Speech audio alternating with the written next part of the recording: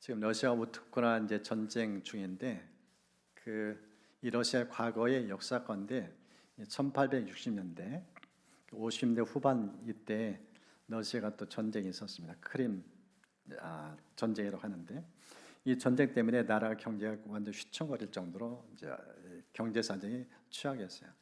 그래서 이 나라를 책임진 리더십이 고심한 끝에 국토일부를 팔아서 좀 국고에 좀 재정을 채워야 되겠다. 이래가지고 그 동토의 땅, 그 얼음돈이 가득한 알래스카 이 땅을 팔기로 결정합니다. 그래서 경제 입찰하기 위해서 미국과 영국 이 두 나라를 이제 섭외하고 저 땅 좀 사가라. 경제하면 좀 땅값이 오를 줄 생각하고 했는데 생각보다 자기도 원대로 뜻대로 되지 않았어요. 먼저 이제 접촉한 나라가 영국이었습니다. 저 땅 사가십시오. 근데 영국이 전혀 관심을 갖지 않아요. 저 캐나다가 영국령으로 저 땅을 다스리는데 만만치 않다. 우리 재정도 넉넉지 않다. 그래서 영국이 거절을 해요. 그래서 이제 미국에게 이제 물밑 접촉해서 미국이 저 땅 사가도록. 근데 미국도 처음에는 시큰둥했어요. 관심 없다. 우리도 국가 재정 뭐 넉넉지 않다. 그러다가 좀 마음을 달리해가지고 저 땅을 이제 매입하기로 결정해요. 그러면서 그 일에 앞장선 사람이 윌리엄 슈어드라는 이 국무장관이었어요. 저 땅을 이제 얼마에 샀는가? 750만 달러. 당시 1제곱킬로미터당 한 5달러씩. 지금으로 하는 헐값인데 그 750만 달러를 저 얼음덩어리 땅을 샀다 해가지고 여론이 들끓었어요. 어떻게 저 쓸모없는 땅, 저 동토의 땅, 얼음덩어리에 가득한 저 땅을 그렇게 많은 돈을 주고 샀느냐. 이래서 여론이 들끓었어요. 그리고 결국 이분은 장관직에서 물러섰어요. 그리고 그 여파있는지 이분이 장관직 그만두고 몇 년 있다가 세상을 떠나요. 근데 저 땅에 대한 재평가가 30년 후에 다시 나타났어요. 저 땅에서 금광이 발견되기 시작해요. 그리고 석유, 천연가스가 저 땅에서 엄청난 매장에 지닌 것을 알게 돼요. 저 땅은 얼음덩어리 땅이 아니라 완전히 보석 같은 땅이에요. 은총의 땅, 축복의 땅. 매입할 당시에는 저 땅의 가치를 몰랐어요. 러시아도 저 얼음덩어리 가득한 땅이니까 그냥 그때 당시에 헐값을 주고 파는 거예요. 근데 나중에 알고 보니까 저 얼음 밑에 어마어마한 지하전이 가득한 거예요. 돈으로 환산할 수 없을 만큼 엄청난 보화의 땅. 그래서 30년 후에 저 땅의 가치가 제대로 평가돼요. 그리고 의회에서 이미 고인인 이 윌리엄 슈어드에 대해서 죄송하다고, 잘못했다고 사과를 해요. 그때 당시에 우리가 너무 몰랐습니다. 무지했습니다. 저 땅이 얼마나 소중한 땅인지 뒤늦게 알고 당신이 그 큰 일에 엄청난 고난을 뒤늦게 깨닫고 이제 다시 한번 경의를 표합니다. 그때 정말 잘못했습니다. 국회에서 나서서 정식적으로 공식적으로 사과를 한 그런 땅이 저 땅이에요. 러시아는 저 땅을 팔고 난 다음에 너무너무 기뻐했을 거예요. 근데 지금은 땅을 치며 후회해요. 저 땅에 어마어마한 지하원전이 매장되어서 뒤늦게 깨달고 너무너무 후회하는 저 모습. 왜 그랬을까요? 저 땅을 팔 때 러시아 사람들은 저 땅을 깊이 있게 보시는 눈이 없었어요. 그냥 얼음덩어리만 본 거예요. 근데 얼음덩어리 밑에 엄청난 지하전이 있음을 알았다면 팔았을까요? 그렇지 않았어요. 오늘 본문 읽었던 내용은요, 시각에 대한 메시지입니다. 12명의 사람들이 가나안 땅을 정탐하고 왔어요. 근데 둘로 딱 나눠져요. 근데 절대 다수가 이 가나안 땅에서 악평을 해요. 마치 러시아 사람들처럼 쓸모없는 땅, 무용한 땅, 두 명만 긍정제기를 해요. 오늘 주신 이 말씀을 좀 함께 살펴보면서 이 12정탐꾼, 이를 통해서 오늘 사는 우리에게 무슨 메시지를 주는가? 크게 좀 세 가지 이 말씀들 중에 같이 나눠갑니다. 그 첫 번째가요, 하나님 우리에게 좋은 것을 예배해 주신 분, 이런 모습으로 소개해 줍니다. 이 본문을 보면은 이 정탐꾼들이 정탐하고 와서 그 땅에 대해서 먼저 입을 연 내용입니다. 과연 그 땅에 젖과 꿀이 흐릅니다. 하나님께서는 약속의 땅을 젖과 꿀이 흐르는 땅으로 말씀하셨어요. 이제 그들이 가서 봤는데 진짜 그렇다는 거예요. 그리고 두 번째, 이것은 그 땅의 과일입니다. 증거물까지 가지고 와요. 그 땅의 소산물, 이 포도송이와 무화과를 가지고 와서 보여주는 거예요. 이렇게 풍성한 곡식을 소출하는 땅, 그 얘기를 꺼내요. 그러면서 신명기 8장은 그 땅이 어떤 것인지 좀 더 구체적으로 이렇게 소개를 해줍니다. 그곳은 골짜기든지 산지든지 시내와 분천과 샘이 흐르고 밀과 보리의 소산지요, 포도와 무화과와 석류와 감람나무와 꿀의 소산지라. 내가 먹을 것에 모자람이 없고 내게 아무 부족함이 없는 땅. 이게 지금 가나안 땅을 하나님께서 좀 더 구체적으로 설명한 내용입니다. 이 사막, 이 황폐한 땅, 지금 이스라엘 백성들이 광야를 건넌 여정인데 이 땅과 비교가 안 된다. 놀라운 축복이 기다린 땅. 신명기는 좀 더 이렇게 구현합니다. 그 땅에 돌은 철이요, 산에는 동을 캘 것이다. 지하 자원까지 매장됐다는 거예요. 광물이 풍성하다는 거예요.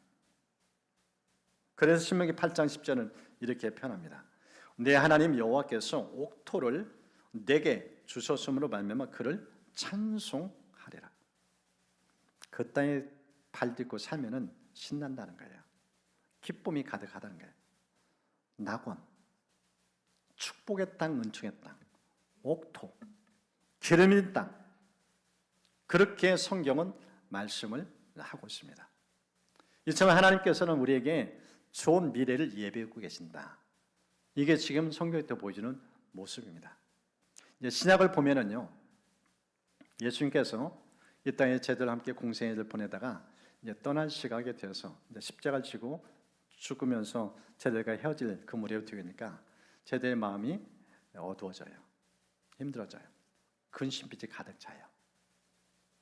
그런 제자들의 속내를 예수님이 보시면서 왜 예수님께서 제자들 곁을 떠나신지 요한 14장 이렇게 설명을 해놨습니다. 내가 너희를 위하여 거처를 예비하러 가노니 가서 너희를 위하여 거처를 예비하면 내가 다시 와서 너희를 내게로 영접하여 나 있는 곳에 너희도 있게 하리라. 전 제자들 예수님 떠난 것 자체에만 포커스를 맞췄어요.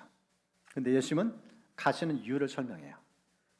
제자들 곁을 떠난 것이 제자들 싫어서도 아니요, 제자들 위해서라는 거예요. 가는 목적이 뭔가? 제자들 같이 살 집을 마련하게 하죠. 거처를 예배를 간다.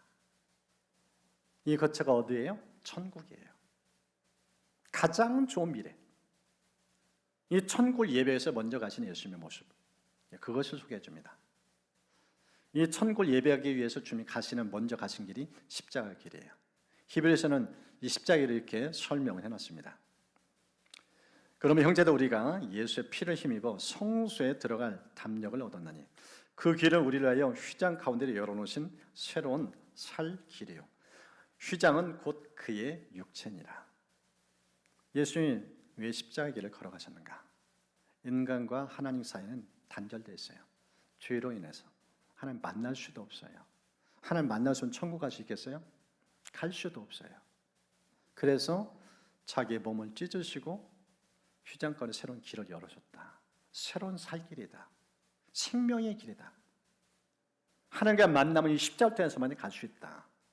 그래서 십자가를 통해서 새로운 길을 열어놨음을 성경 말씀합니다. 그래서 십자가를 가면은 미래에 어떤 처소가 예배든가? 계시록 22장은 이렇게 설명해 놨습니다. 다시 저주가 없으며 하늘과 그 어린 양의 보좌가 그 가운데에 있으리니 그의 종들이 그를 섬기며 그의 얼굴을 볼 터요 그의 이름도 그들의 이마에 있으리라. 다시 밤이 없겠고 등불과 햇빛이 쓸데없으니 이는 주 하나님이 그들에게 빛이심이라. 그들이 세세토록 왕 노릇하리로다. 천국은 어떤 곳인가? 저주가 없다, 밤이 없다, 죄악이 완전히 사라진 곳, 사망의 그림자가 없는 곳, 하나님과 우리와 독대하면서 영원토록 해처럼 빛나게 사는 곳, 이게 천국. 이게 우리의 미래라고 표현하고 있어요. 우리가 어르신들 보면은 세월에 점점 몸도만도 약해져 가요. 그러면서 미래에 참 힘겹게 사는 모습들을 종종 보게 됩니다. 불면에 시달리기도 하고요. 그런데 성경의 모습은요, 그렇게 쓸쓸하게 고통받다가 죽는 것, 그것이 인생 끝이 아니다. 인생은 그렇게 고통받다가 죽고 죽음과 함께 영원히 이별하는 이런 곳이 아니다. 죽음 너머의 영광스러운 미래가 예비되어 있다. 천국은 영원한 기쁨의 처소, 하나님과 영원토록 사는 곳, 여기까지 내다보도록 말씀하고 있어요. 그래서 우리가 힘들고 고난할수록 눈을 들어서 하는 예배의 미래를 보여야 됩니다. 성경은 다윗이요, 하나님과 늘 동의하면서 하나님께 그의 눈을 열어주셨어요. 미래를 밝게 보는 눈. 이 시편 16편을 보면 맨 마지막 구절에 이런 고백을 합니다. 주께서 생명의 길을 내게 보이시리니 주의 앞에는 충만한 기쁨이 있고 주의 오른쪽에는 영원한 즐거움이 있나이다. 하나님께 그의 눈을 열어줬는데 어떤 길인가? 생명의 길. 그리고 그 길 걸을 때마다 기쁨 충만, 즐거움 가득, 영원한 기쁨이라 표현했어요. 잠깐 있다 사라지지 않는다는 거예요. 걸음마다 기쁨 충만이에요. 이런 길을 우리 앞에 예비했다는 겁니다. 그래서 우리 미래를 보는 시각은요, 밝아야 돼요. 하나님께 우리의 가장 좋은 처소인 천국과 예배는데 우리 인생은 어둡게 고통받다 끝난다. 절대 그렇지 않습니다. 오늘 성경에서 보이는 첫 번째 모습이 하나님 좋으신 분, 그리고 우리를 위해서 가장 좋은 것을 예비하는 분. 이게 지금 가나안 땅을 보여주는 중요한 메시지입니다. 하나님께서 성경을 통해서 우리에게 보여주는 시각대로 인생의 미래를 밝게 보는 그런 눈이 열리시기를 축복합니다. 이 본문을 통해서 이제 보여주는 이 정탐을 통해서 보여주는 두 번째 메시지입니다. 그것은요, 생각이 시각을 좌우한다는 거예요. 무슨 뜻인가? 우리 눈으로 보는 게 눈으로 보는 게 아니라는 거예요. 생각을 통해 눈으로 본다는 거예요. 생각이 얼마나 중요한지, 생각이 그 인생의 미래를 좌우한다는 거예요. 결정을 짓는다는 거예요. 이 본문을 보면은 지금 열두 정탐꾼 얘기가 나오는데 인생은 딱 둘로 구분된다는 것을 메시지 들려줍니다. 중간지대가 없어요. 딱 양분된다는 거예요. 똑같은 걸 보고 왔어요. 가나안 땅이에요. 그 땅을 12매 똑같이 봤는데 보는 사람의 견해는 완전히 딱 둘로 나눠져요. 한 부류는 부정적, 한 부류는 긍정적. 극과 극이에요. 다른 장소 보고 갔으면 이해가 돼요. 본 곳이 다르니까. 근데 장소를 똑같이 봤는데 시간 전혀 달라요. 그 중에 먼저 좀 살펴볼 것이 이 10명의 정탐꾼들의 생각이에요. 그는 어떤 생각을 가지고 그 땅을 보고 왔는지 세 가지를 보여줍니다. 이들의 생각, 첫 번째, 열등의식이에요. 보십시오. 그러나 그 땅 거주민은 강하고 성읍은 견고하고 심이 클 뿐 아니라 거기서 아낙 자손을 보았으며 거기서 네피림 후손인 아낙 자손의 거인들을 보았나니 우리는 스스로 보기에도 메뚜기 같으니 그들이 보기에도 그와 같았을 것이니라. 그들이 본 것, 그들의 입에서 흘러나는 게 누구 얘기예요? 거인 얘기예요. 거인족을 봤다는 거예요. 지금까지 인생 살면서 이렇게 장대한 사람 본 건 처음이라는 거예요.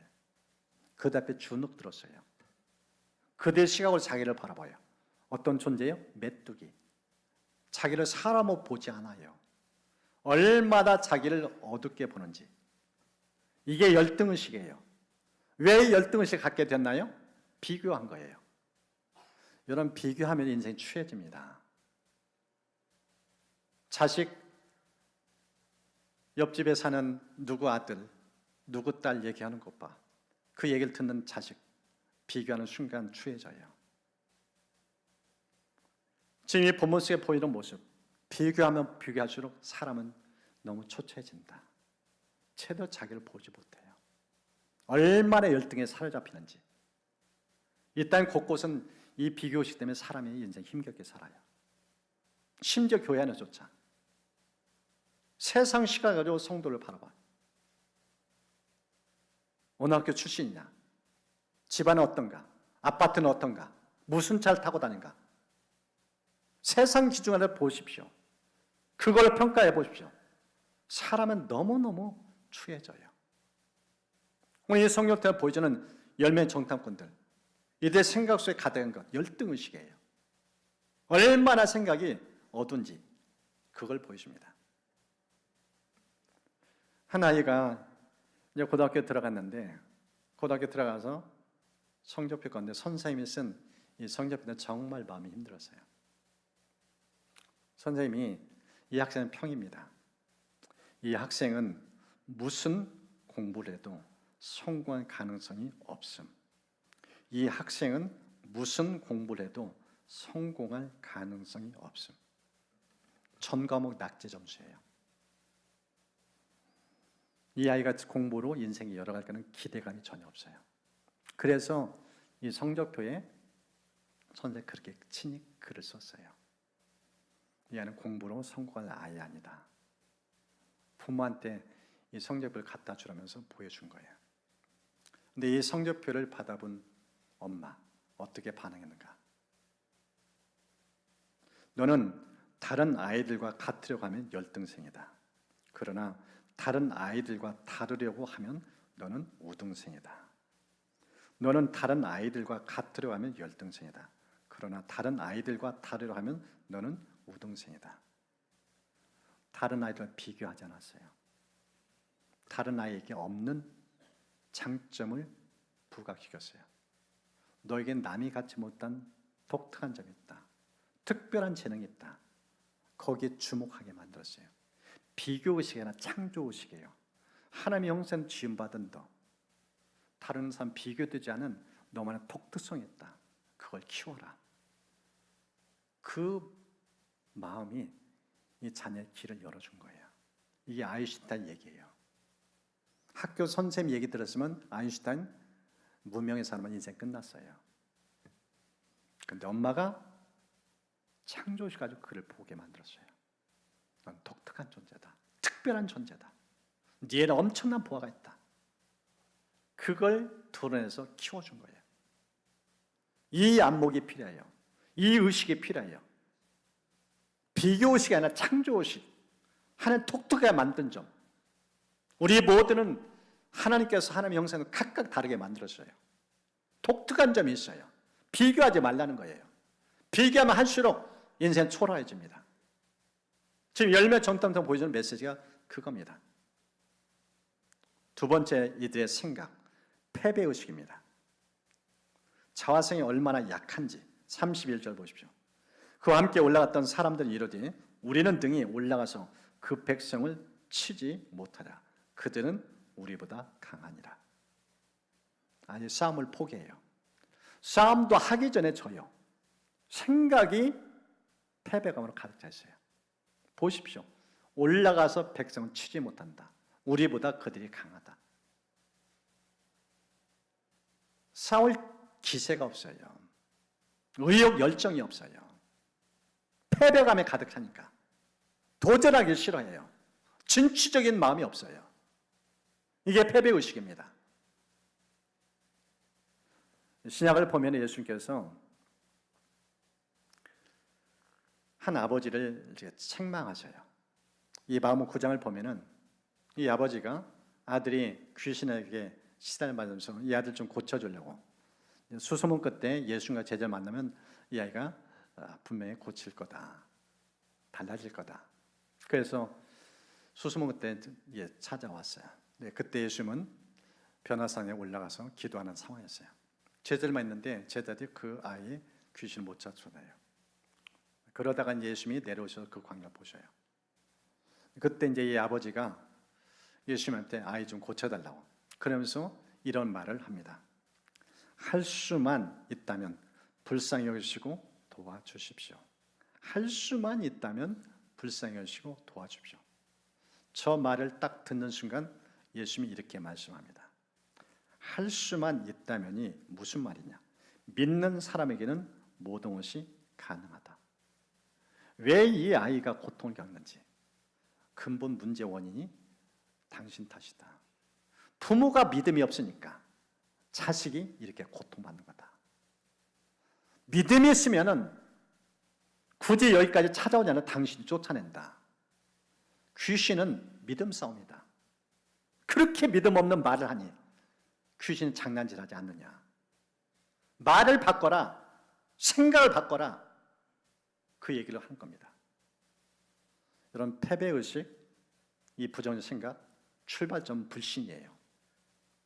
불신이 가득하면은 생각이 패배감을 가득 차요. 그것을 우리는 성경은 말씀하고 있는 겁니다. 싸움도 하기 전에 져요. 이 생각으로는 가나안 땅 진입도 할 수 없어요. 그걸 지금 보여주는 겁니다. 세 번째 이들의 생각, 비방의식이에요. 보십시오. 이스라엘 자손 앞에서 그 정탐한 땅을 악평하여 이르되 우리가 두루다며 정탐한 땅은 그 거짓말을 삼키는 땅이요 거기서 본 모든 백성은 신장이 장대한 자들이다.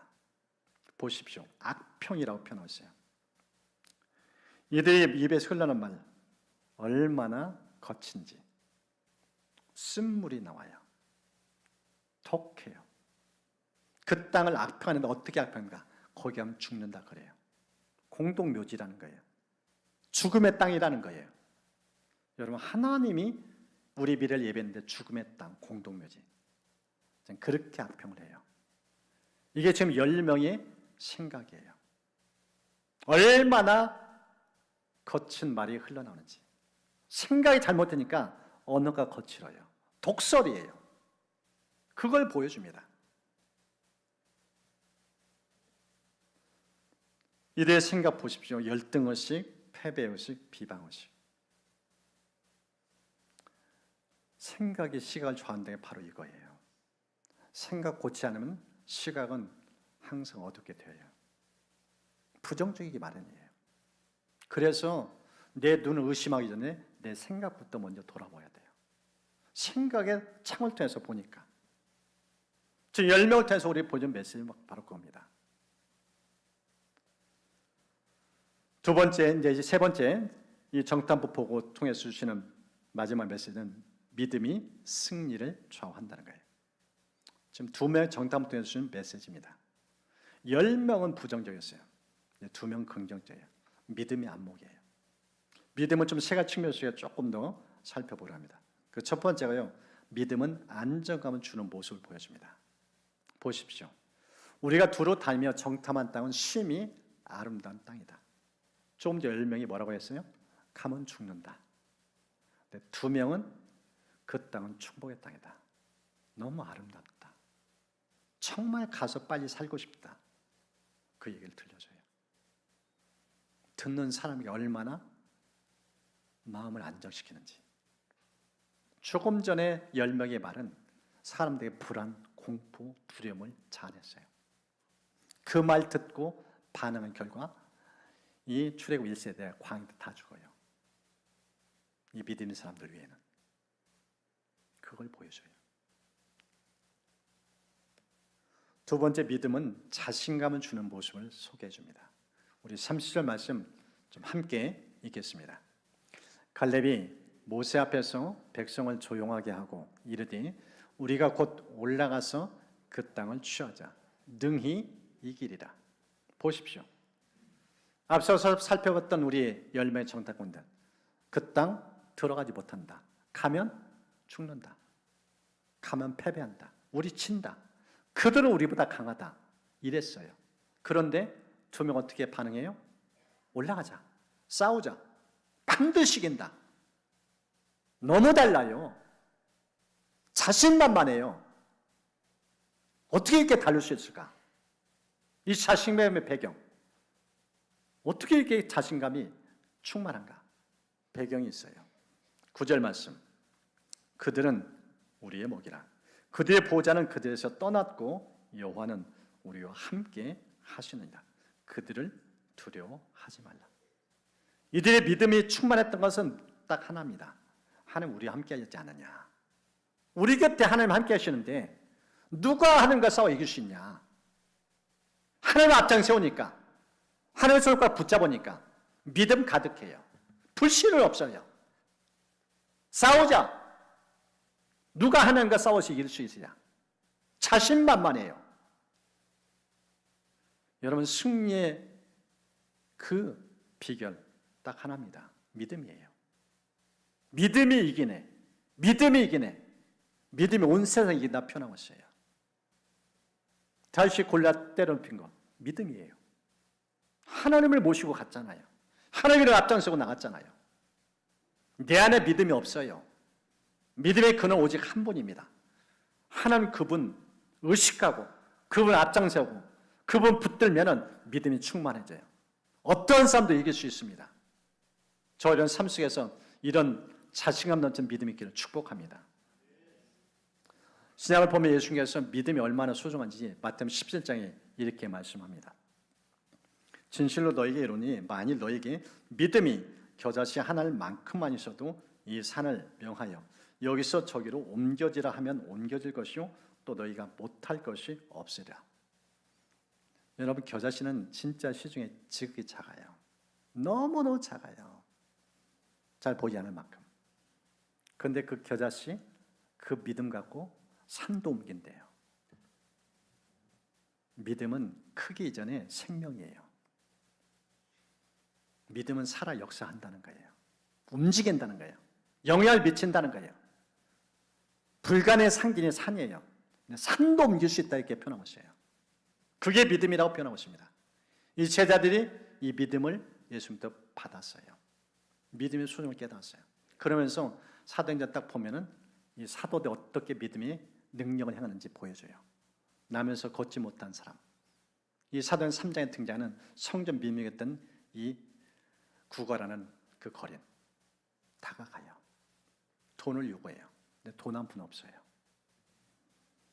이 사도의 입에서 말이 흘러납니다.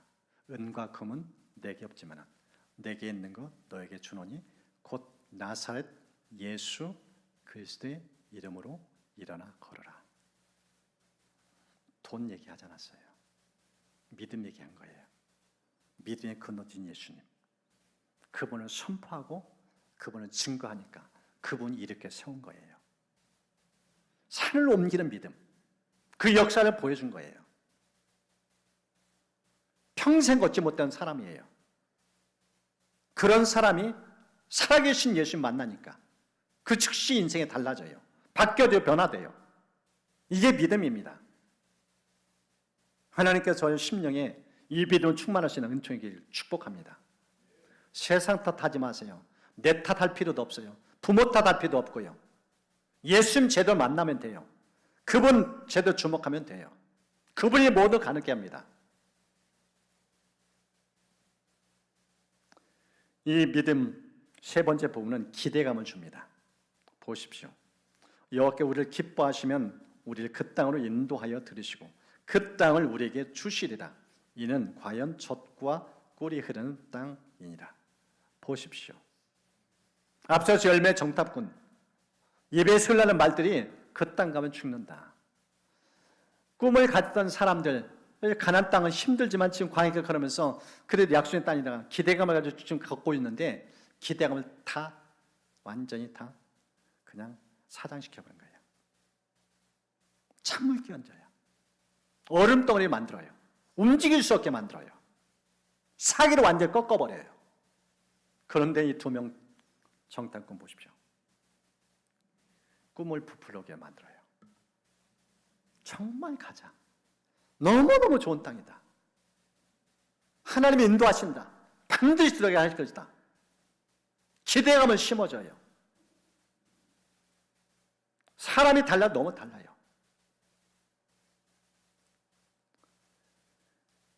이 한 청년이 시골 출신인데 이 그림 그린 재주가 있어서 나름대로 꿈을 가지고 이제 도예지로 나왔어요. 그리고 직업을 얻기 위해서 신문사를 찾아갔어요. 신문에 자기의 그림을 좀 연재하고 싶은데 좀 길을 좀 열어달라고. 이 신문사 저 신문사 찾아가는데 다 응하지 않아요. 문을 열어주지 않아요. 거절당해요. 그러다가 이 청년이 주일날 교회에 와서 예배 드려요. 예배 드리는데도 얼굴이 너무 어두워요. 계속 거절을 받으니까 목사님이 이제 예배 인도하면서 한쪽 구석에 있는 청년이 그 얼굴 보면서 마음이 너무 안 좋은 거예요. 그 예배 끝나고 좀 불렀어요. 마음에 참 어려움이 많은 것 같은데 도대체 무슨 사연이냐 물어봤더니 그 얘기를 꺼낸 거예요. 시골 출신의 꿈을 가지고 도전이 나는데 저를 받아주는 곳이 없어요. 어디를 갈지 모르겠어요. 갖고 온 돈도 다 좀 떨어져 가고 있고 집은 없고 돈도 없고 불안, 두려움, 거기에 낙심, 좌절. 그 모습 보면서 너무 목사님이 안쓰러워서 그러면 우리는 좀 같이 지내자. 그러면서 안 쓰던 건물의 한 켠을 좀 이제 내줬어요. 거기는 오랫동안 쓰지 않은 곳이라 이 쥐들이 좀 들락날락하는 그런 공간이에요. 이 청년이 거기를 이제 거처 삼아 지내는데 뭐 잠을 자려고 하는데 쥐들이 막 계속 왔다 갔다 하는 거예요. 얼마나 좀 그런지. 근데 여기 공간마저 떠나면은 갈 곳도 없으니까 그냥 거기 머무른 거예요. 근데 어느 날 이 쥐들이 오가는 것을 보면서 전혀 눈이 좀 다르게 보인 거예요. 귀엽게 본 거예요. 사랑스럽게 본 거예요. 그러면서 이 쥐들 그림을 그려요. 그리고 그것을 애니메이션으로 만들어요. 그게 좋은 평을 받아요. 그러면서 길이 열려요. 누구인가? 월트 디즈니 얘기예요. 이 쥐가 뭔가 미키 마우스예요. 이 미키 마우스 디즈니가 세상 유명세를 타기 전에 그의 삶의 과거는 그런 아픔이 있었어요. 미래가 암담했어요. 받아주는 사람이 없었어요. 그 꿈을 키운 장소가 어딘가 헛간이에요. 쥐들이 득실거리는 곳. 눈이 열린 거예요. 그냥 생쥐로 보지 않았어요. 징그러운 존재를 보지 않았어요. 사랑스러운 귀여운 존재 볼 수 있는 눈이 열린 거예요. 그 순간 미래가 열린 거예요. 수많은 아이들에게 꿈을 심어주고 희망을 심어주는 그런 사람이 된 거예요. 눈이 중요해요. 눈이 닫히면 인생이 닫혀요. 눈이 열면 인생이 열려요. 서두의 러시아 사람들, 저 알래스카 얼음 덩어리를 봤어요. 근데 윌리엄 슈어드는 그 얼음 밑에 있는 보화를 본 거예요. 눈이 열린 사람과 안 열린 사람 차이예요. 열매의 정탐꾼 다 부정적이었어요. 가면 죽는다. 공동묘지다. 꿈을 갖고 있던 이스라엘 백성들 광야에 다 죽게 만든 인물들이에요. 2명만 그 땅을 밟았어요. 여러분 메시지가 무엇인가요? 절대 다수가 부정적이라는 거예요. 10대 2예요. 나는 어디에 속하는가? 나는 열매의 정탐꾼인가 아니면 2명의 믿음의 사람인가? 나를 돌아보게 만들어요. 이제 대부분이 눈이 감겨져 있어요. 어두워져 있어요. 그 감겨진 대표적인 사례가 예수 십자가 못 박는 장면입니다. 왜 예수님을 십자가 못 박았어요? 예수를 제대로 못 봤기 때문이에요. 메시아로 인식하지 못하기 때문이에요. 그렇게 수많은 기적, 표적 행하셨는데 그 뒤에 등을 돌렸어요. 바라바는 놓아주고 예수는 죽였어요. 왜 죽였는가? 성경은 신성 모독죄. 인간이 자칭 하나님이 됐다는 거예요. 하나님 아들이신 그분인데 그분을 제대로 보는 눈이 없어요. 종교 지도자들도 성경을 그렇게 연구했던 율법 이 율법자들, 서기관들 그렇게 성경 봐도 그 속에서 예수를 못 봤어요. 그 결과 예수를 죽였어요. 근데 성경 보니까 그 현장에 있던 로마 백부장, 예수님이 십자가 못 박혀 돌아가신 후에 그 입을 때 이런 고백합니다. 그는 진실로 하나님의 아들이었도다. 그는 진실로 하나님의 아들이었도다. 누구의 눈이 열려 있었는가? 백부장의 눈이 열린 거예요. 그 입을 통해서 예수가 메시아를 세상에 드러낸 거예요. 우리 신앙생활 비결, 눈이 열리지 않으면요 정말 헛다리 짚어요. 제대로 믿어야 돼요. 똑바로 믿어야 돼요. 예수 누구인지 정확하게 믿어야 믿음이 생겨요. 그 믿음으로 살아가요. 오늘 주신 말씀 생각하면서 이 시간 먼저 좀 기도로 반응했으면 좋겠어요. 하나님 좋은 거 주신다고 했어요. 생각이 너무 부정적이에요. 믿음이 너무 적어요. 10명의 사람들 절대 다수가 부정적이라는 겁니다.